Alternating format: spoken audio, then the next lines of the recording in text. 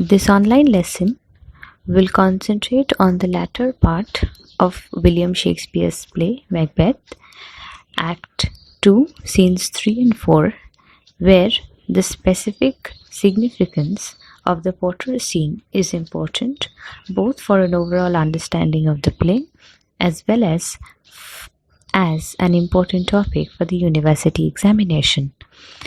It's important to remember, even before we begin the Potter scene, that this scene is itself divided into two parts. The first part, which is predominated by the figure of the Potter, and the latter part of the scene, where there are discussions between the various courtiers of the Kingdom of Scotland consequent upon the murder of their king, that is Duncan. When a question is given on the significance of the Potter scene, and not only the figure of the Potter, it's important that we consider both these parts in our analysis, because one is very closely related to the other. The first important point for the Potter scene is that it is considered an interpolation.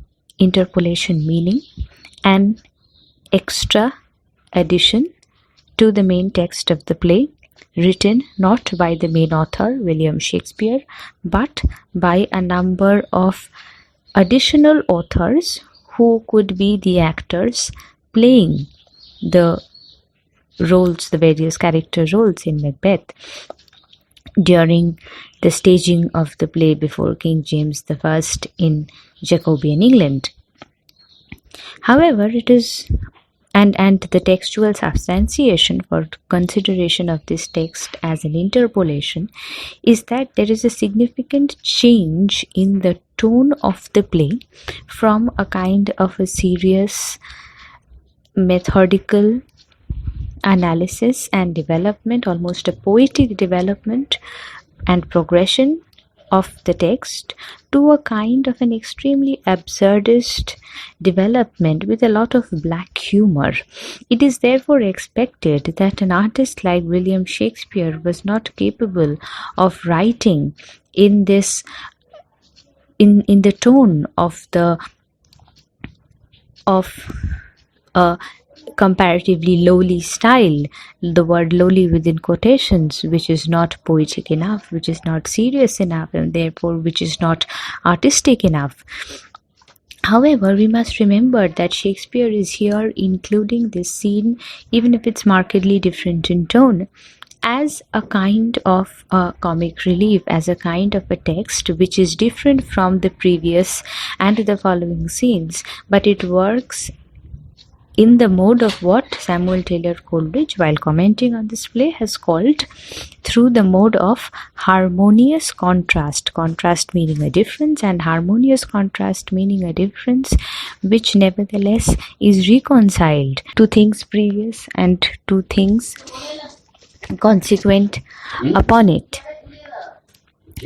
There is also, the scene begins with the knocking, and we will remember that even the previous scene, that is scene 2, ended with the knocking, and therefore Shakespeare's imagination here has an auditory continuity. And the Potter is saying, "Here's knocking indeed. If a man were Potter of Hellgate, he should have old turning the key," which means that this knocking is so consistent that if a person were guarding the Hellgate, then he would become old turning the key, which means that the whole of the Inverness Castle has become almost like a hell, and he is the guarding the gate, and it's so full of hell-like activities, it's so full of hell-like people that he'll never be able to see redemption very soon, and therefore he'll become old turning the key. Knock, knock, knock. And then the rest of the scene is about how the Potter sees various people coming into hell.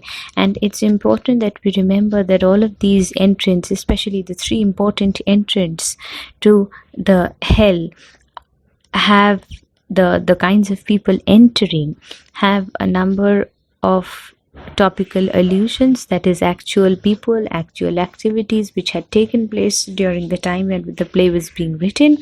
And therefore this scene is one of the reasons why we shouldn't consider this an interpolation, is because, one, that the difference in tone works in a harmonious way, and secondly, that Shakespeare is an artist who is brilliant enough to be able to include very contemporary references here.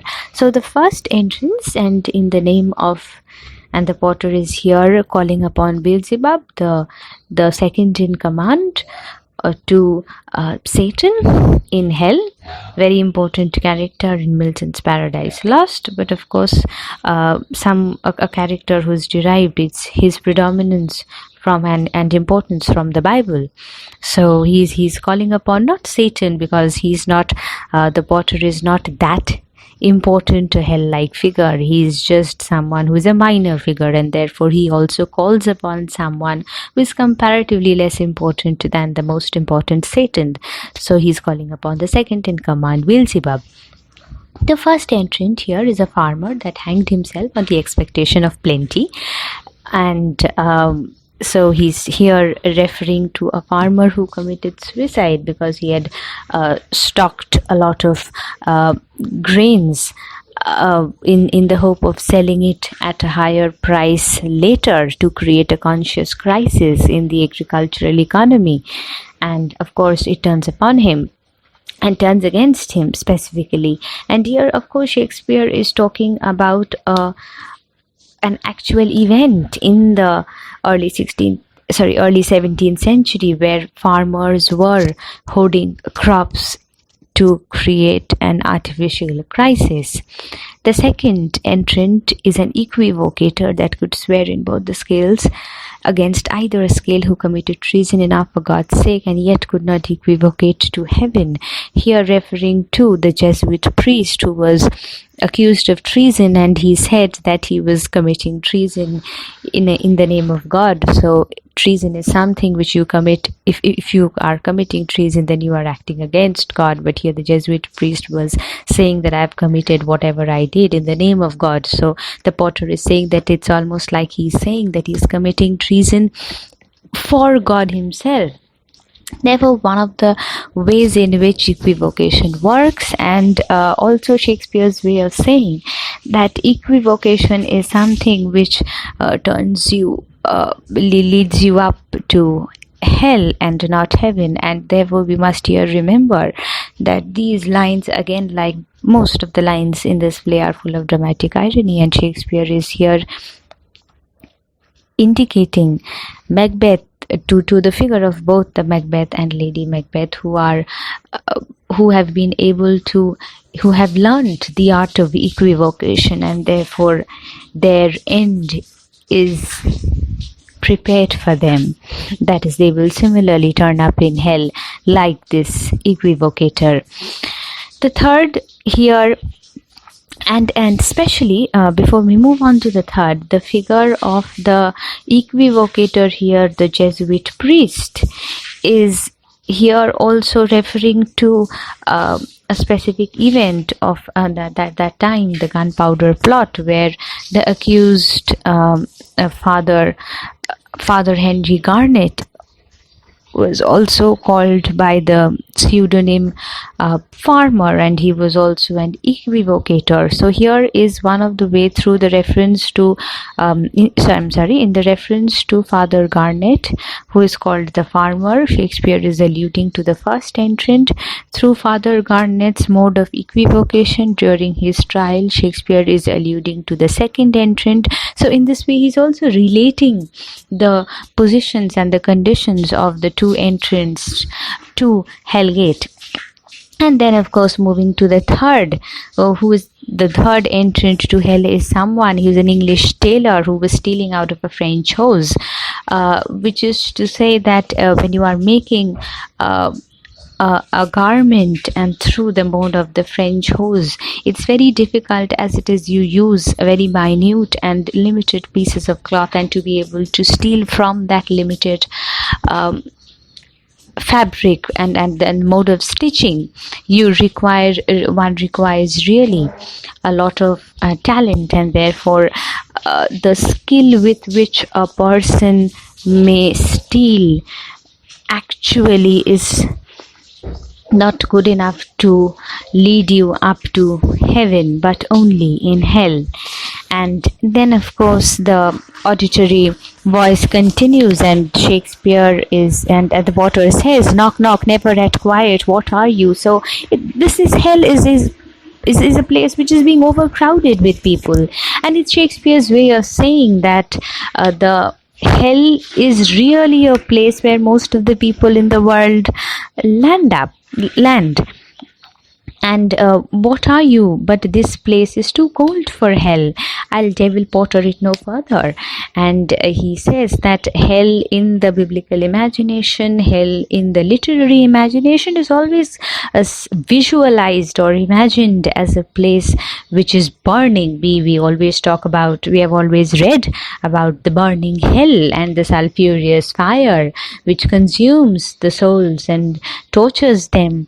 And the Potter is saying that this place is too cold for hell, which is Shakespeare's way of really bringing back the imagination from this whole hell-like environment to the actual ground reality outside the gates of the Inverness Castle. So Shakespeare is making this scene both, he's deriving a lot of this scene both from the biblical world, but he's also grounding it in the hard reality, and especially the even the physiological condition of the Potter, who is so drunken that it's really that his mode of speech is not very clear, it's not very fixed, and it's always his speech is always a kind of a slurred speech.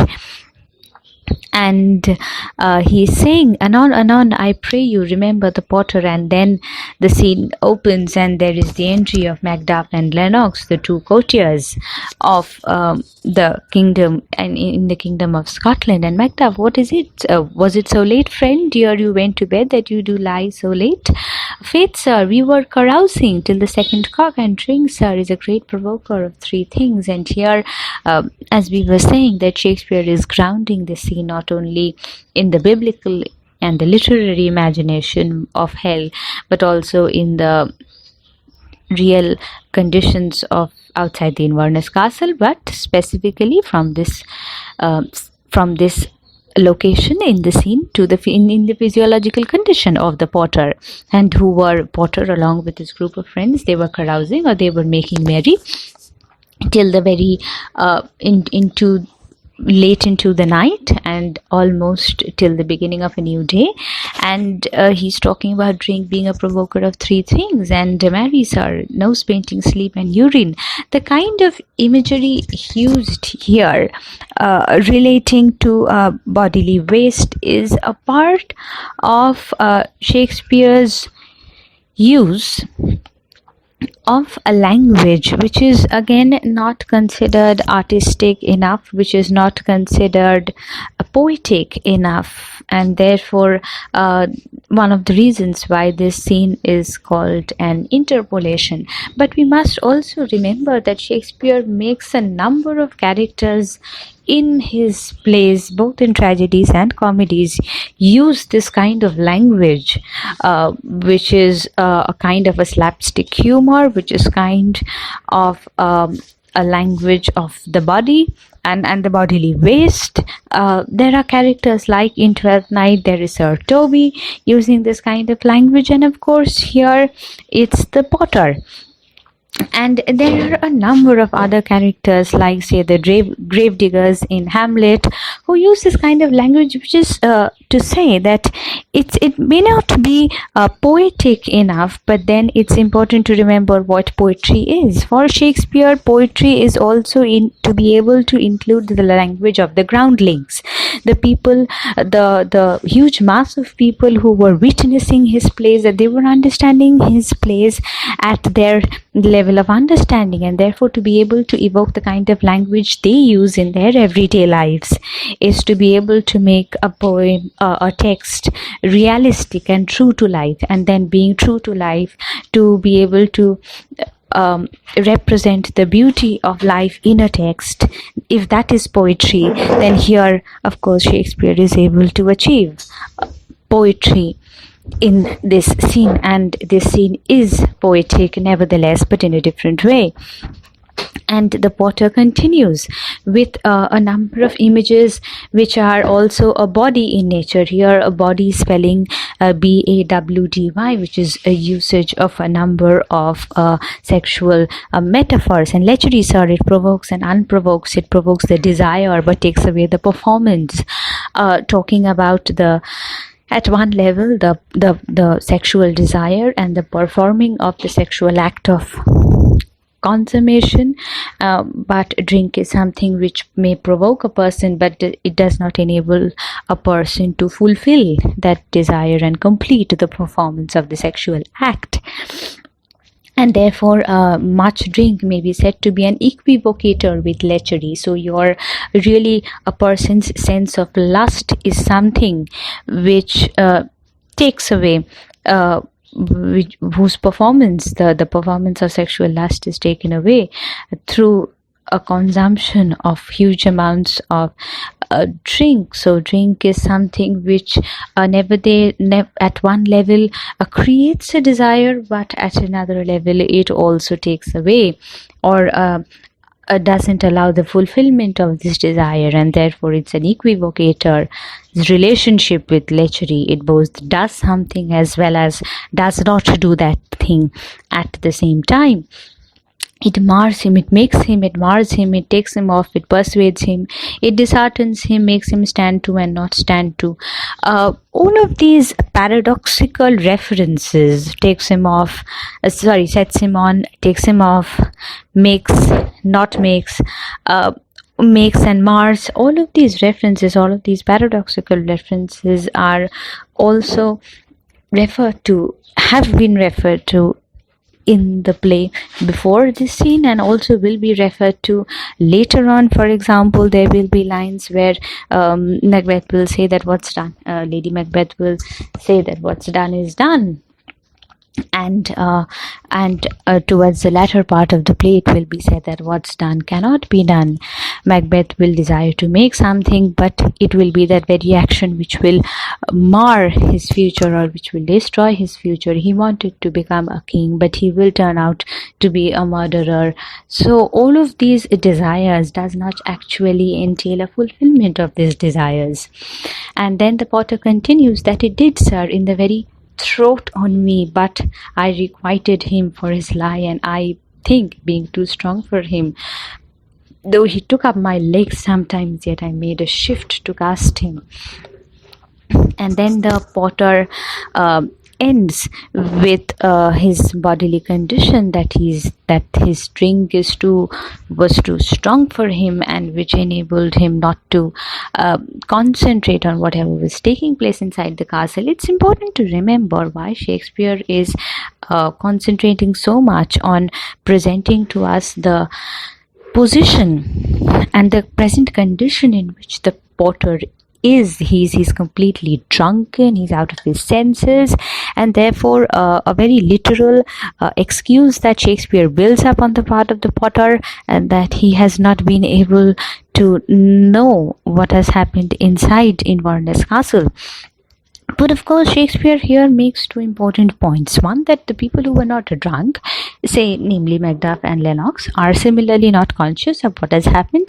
And secondly, even though the potter does not exactly know what has happened, he has been able to gauge or assume the tonality of the whole environment, because it's important to remember that even though Macbeth and Lady Macbeth are not out screaming out their actions that they have murdered the king, the whole of the environment of Inverness Castle changes into something dark, into something horrific, that something horrific and terrible has taken place, and that this horrific action is being glossed over by peace, by stability, by happiness is something which the potter senses, and therefore he here talks about equivocation, and he talks about a number of entrance into hell, into a place which has turned hell-like. It's not an actual hell, but it has turned hell-like. So it's important to note that what the potter assumes is both the real hell-like condition of the place, and secondly the tone of equivocation which a number of people are deploying to keep their actions hidden. And then of course there's this short interaction between Macbeth and Macduff, where Macduff asks, "And is the king stirring, worthy Thane?" "Not yet." "Macduff, he did command me to call timely on him. I've almost slipped the hour." And then they tell Macbeth, and they discuss that the king will be leaving today, and Macbeth, who has become of course adept at appearances, say that yes, he did appoint so. And then this comparatively long speech by Lennox is very important, who says that the night has been unruly, where we lay our chimneys were blown down, and as they say, lamentings heard in the air, strange screams of death, and prophesying with accents terrible of dire combustion and confused events, new hatched to the woeful time. The obscure bird clamoured the livelong night. Some say the earth was feverish and did shake.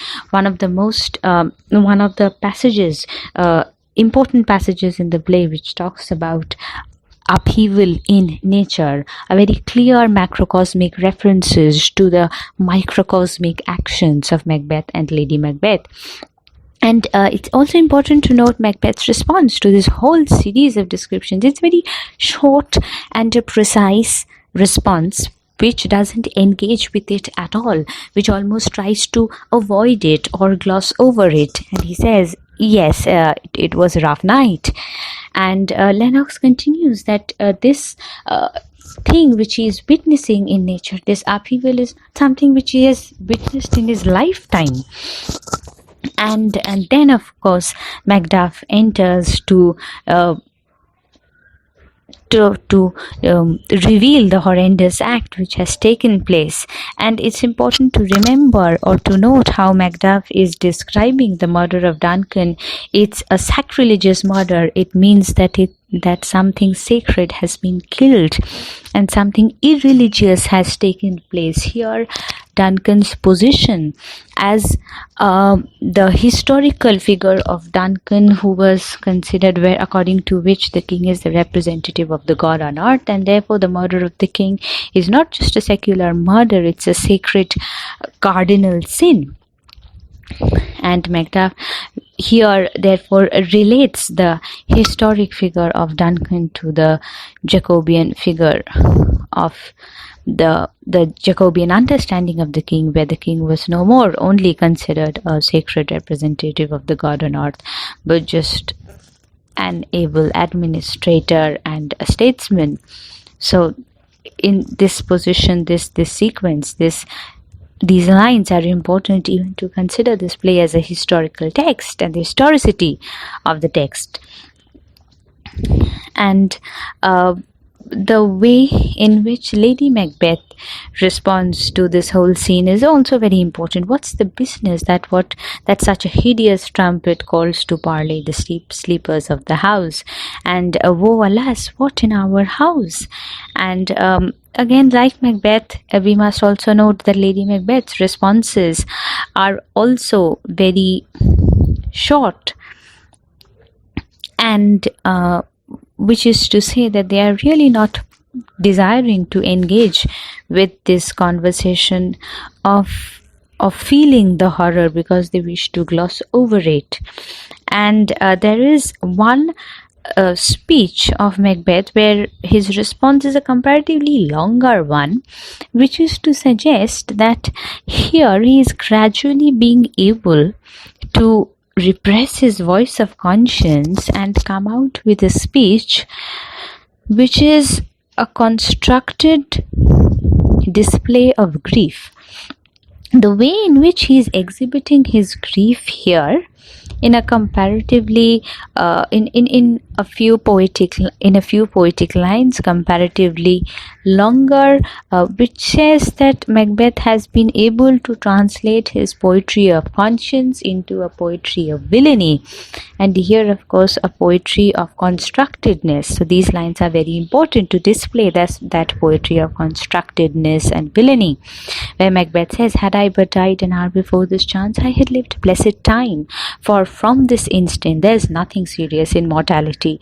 All is but toys, renown, and grace is dead. The wind of life is drawn, and the mere lees is left this world to brag of."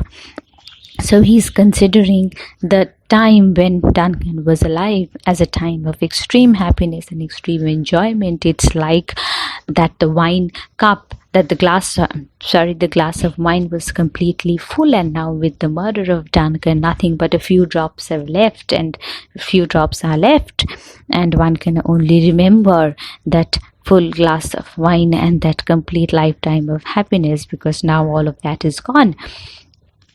And then, of course, coming back to more practical discussions, where Macduff tells Donalbain that your royal father is murdered, and Malcolm, oh, by whom? And they say that his chamberlains, that is King Duncan's guards, had killed them. Macbeth, oh, yet I do repent me of my fury that I did kill them. And Macbeth says that he was so angry when he saw the blood-stained bodies of the chamberlains, that he had murdered them. Of course, one of the real reasons for Macbeth murdering them is that nothing of a investigation or nothing of a confessing on the part of the chamberlains could actually take place. They wouldn't be able to say that they hadn't done the deed. Which is all, but this action is also hinting that Macbeth is very unsure of his position. He really doesn't want to leave any witnesses behind. He's so unsure that people will mistrust him and will ask the chamberlains and will conduct an investigation, and therefore since he's sure that he wouldn't be able to control them, he wouldn't be able to stop them, therefore he immediately murders the chamberlains.